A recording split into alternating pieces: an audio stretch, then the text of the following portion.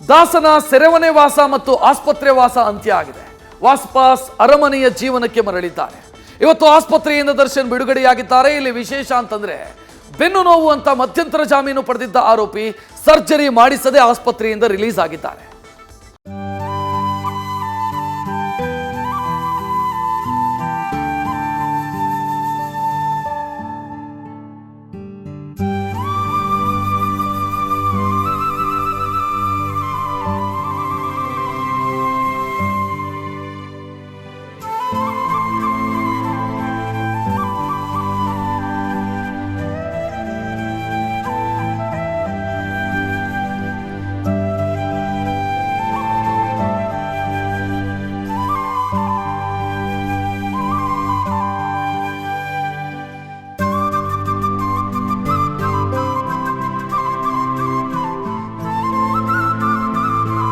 ಸುಮಾರು 150 ದಿನ ಸೆರೆಮನೆ ವಾಸ, 45 ದಿನ ಆಸ್ಪತ್ರೆಯ ಹಾಸಿಗೆ ಮೇಲೆ ವಾಸ, ಮಧ್ಯದಲ್ಲಿ ಜಾಮೀನು ಸಿಕ್ಕಾಗ 2 ದಿನ ಮನೆಗೆ ತೆರಳಿದ್ದು ಬಿಟ್ರೆ ದರ್ಶನ್ ಮನೆ ನೋಡದೆ 6 ತಿಂಗಳು ಅಂದ್ರೆ ಅರ್ಧ ವರ್ಷವಾಗಿದೆ. ಕೊನೆಗೂ ಈ ಸೆರೆಮನೆ ದವಾಖಾನೆ ವಾಸ ಅಂತ್ಯವಾಗಿದ್ದು ಅರಮನೆ ವಾಸಕ್ಕೆ ಕಾಲಿಟ್ಟಿದ್ದಾರೆ.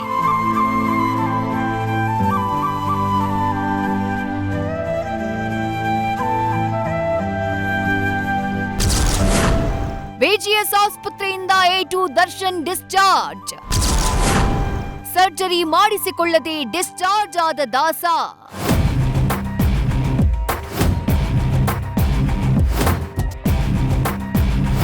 ರೇಣುಕಾಸ್ವಾಮಿ ಕೊಲೆ ಪ್ರಕರಣದ 2ನೇ ಆರೋಪಿ ನಟ ದರ್ಶನ್ ಕೊನೆಗೂ ಆಸ್ಪತ್ರೆಯಿಂದ ಇವತ್ತು ಡಿಸ್ಚಾರ್ಜ್ ಆಗಿದ್ದಾರೆ. ಬಳ್ಳಾರಿ ಜೈಲಿನಲ್ಲಿದ್ದ ದರ್ಶನ್ ಬೆನ್ನು ನೋವು ಹಿನ್ನೆಲೆ ಕೋರ್ಟ್ನಿಂದ ಮಧ್ಯಂತರ ಜಾಮೀನು ಪಡೆದು ನವೆಂಬರ್ 1ರಂದು ಬೆಂಗಳೂರಿನ ಕೆಂಗೇರಿಯ ಬಿಜಿಎಸ್ ಆಸ್ಪತ್ರೆಗೆ ದಾಖಲಾಗಿದ್ರು.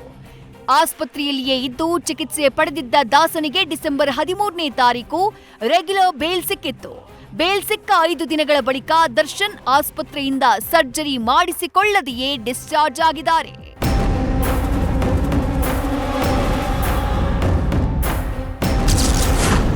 ಕುಂಟುತ್ತಿದ್ದ ದರ್ಶನ್ಗೆ ಹೆಗಲು ಕೊಟ್ಟ ಪುತ್ರ ವಿನೀಶ್.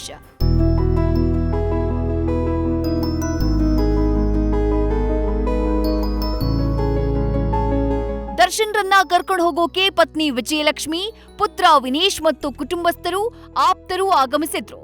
ಪುತ್ರ ವಿನೀಶ್ ತಂದೆಗೆ ಹೆಗಲು ಕೊಟ್ಟಿದ್ದು ದರ್ಶನ್ ಕುಂಟುತ್ತಾನೆ ಆಸ್ಪತ್ರೆಯಿಂದ ಹೊರಬಂದ್ರು. ಬಳಿಕ ಕಾರ್ ಹತ್ತಿ ನೇರವಾಗಿ ಹೊಸಕೆರೆಹಳ್ಳಿಯ ವಿಜಯಲಕ್ಷ್ಮಿ ವಾಸವಿರುವ ಪ್ರೆಸ್ಟೀಜ್ ಅಪಾರ್ಟ್ಮೆಂಟ್ಗೆ ತೆರಳಿದ್ದಾರೆ. ಸರ್ಜರಿ ಮಾಡಿಸಿಕೊಳ್ಳದೆ ದರ್ಶನ್ ಡಿಸ್ಚಾರ್ಜ್ ಆಗಿದ್ದಾರೆ. ಕೇವಲ ಫಿಸಿಯೋಥೆರಪಿ ಮಾಡಿಸಿಕೊಂಡು ಮನೆಗೆ ತೆರಳಿದ್ದಾರೆ. ದರ್ಶನ್ಗೆ ಆಸ್ಪತ್ರೆಯಲ್ಲಿ ಕೌನ್ಸೆಲಿಂಗ್ ಮಾಡಿ ಡಿಸ್ಚಾರ್ಜ್ ಮಾಡಲಾಗಿದೆ.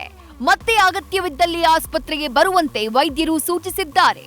ಇನ್ನು ಡಿಸ್ಚಾರ್ಜ್ ವೇಳೆ ವಿಜಯಲಕ್ಷ್ಮಿ, ವಿನೀಶ್ ಸಹೋದರ ದಿನಕರ್, ನಟ ಧನ್ವೀರ್ ಹಾಜರಿದ್ರು. ಒಟ್ಟಾರೆ ಬೆನ್ನು ನೋವಿಗೆ ಬಿಜಿಎಸ್ ಆಸ್ಪತ್ರೆಯಲ್ಲಿ ದರ್ಶನ್ ಫಿಸಿಯೋಥೆರಪಿ ಚಿಕಿತ್ಸೆ ಪಡಿತಾ ಇದ್ರು. ಸದ್ಯ ಸರ್ಜರಿ ಮಾಡಿಸಿಕೊಳ್ಳದೆಯೇ ಡಿಸ್ಚಾರ್ಜ್ ಆಗಿದ್ದಾರೆ. ಸದ್ಯಕ್ಕೆ RR ನಗರ ನಿವಾಸಕ್ಕೆ ದರ್ಶನ್ ಹೋಗೋದು ಡೌಟ್ ಇದ್ದು ಪತ್ನಿಯ ಫ್ಲಾಟ್ನಲ್ಲಿ ವಾಸ್ತವ್ಯ ಹೂಡಿದ್ದಾರೆ. ಅಲ್ಲಿ ಮನೆಯಲ್ಲಿಯೇ ಎಲ್ಲಾ ರೀತಿಯ ಚಿಕಿತ್ಸೆ ನೀಡೋಕೆ ವಿಜಯಲಕ್ಷ್ಮಿ ವ್ಯವಸ್ಥೆ ಮಾಡಿದ್ದಾರೆ ಎನ್ನುವ ಮಾಹಿತಿ ಇದೆ. ಸತ್ತಾರ್ ಜೊತೆ Pragati, news first, Bengaluru. News first ನಿರ್ಭೀತಿಯಿಂದ ನಿಮ್ಮ ಪರವಾಗಿ.